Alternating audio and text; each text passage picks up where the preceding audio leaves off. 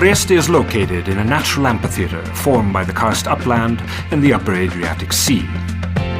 For thousands of years it has been a crossroads for Latin, Germanic and Slavic peoples and cultures, and depending on the historical period, has been either a migratory route or a frontier between north and south, and east and west.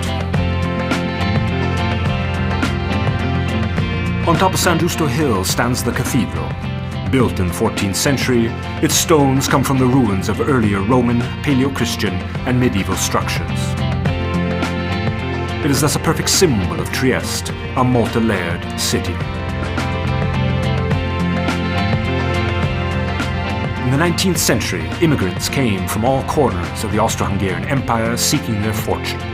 Trieste was one of the capitals of the new economy of that time, the so-called Gründerzeit, or the era of business and exchange.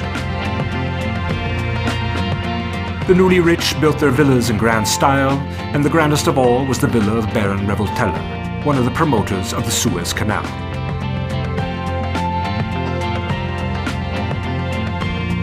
The city soon became a place to strike it rich or go broke, which perhaps explains why so many insurance companies were founded here, some of which have become leading firms in Europe today.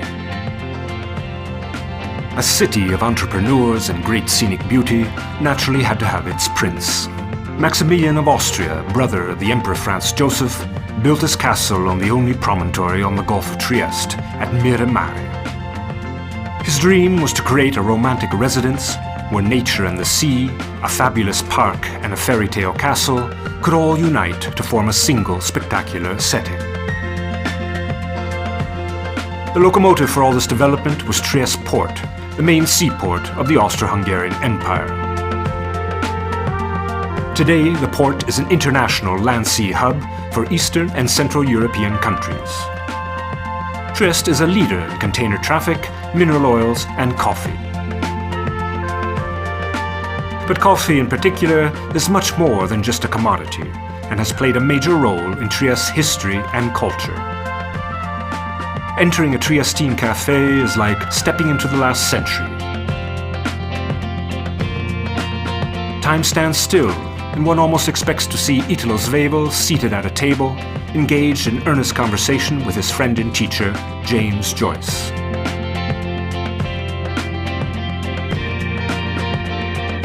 For Triestines, going to a cafe or an osteria or to the theatre is all part of their daily routine, but also a reminder of a still living and vibrant tradition. But don't be fooled by this image of carefree intellectuals. Today, renowned international institutions like the Abdus Salam Center of Theoretical Physics, the Synchrotron and the CISA have made Trieste the most important science park in Italy, with a national record of 37 researchers per 1,000 inhabitants.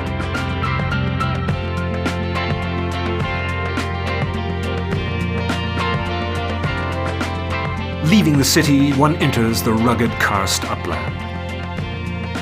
Here, Triestines come to enjoy the outdoors and sample the local cuisine. A fascinating mix of German, Slavic, and Hungarian dishes, which have blended with the Italian gastronomical tradition.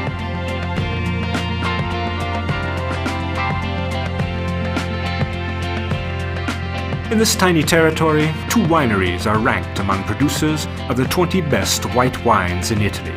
And for those who prefer red, there's Terrano, a wine which is produced only on the karst.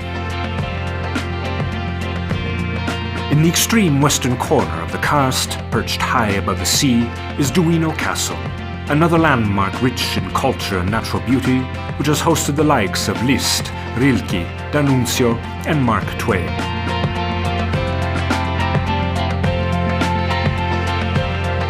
Trieste is also famous for sports. This tradition is celebrated each year in the main annual sporting event, the Barcolana, a regatta which attracts more than 2,000 participants each year. On the eve of the Barcolana, landlubbers and skippers alike can be found scanning the sky and sea and asking themselves if the following day will bring the Bora, the famous Triestine wind. A return to the ancient spirit of the city, when life revolved around the sea and fortunes could be made or lost with a change in winds.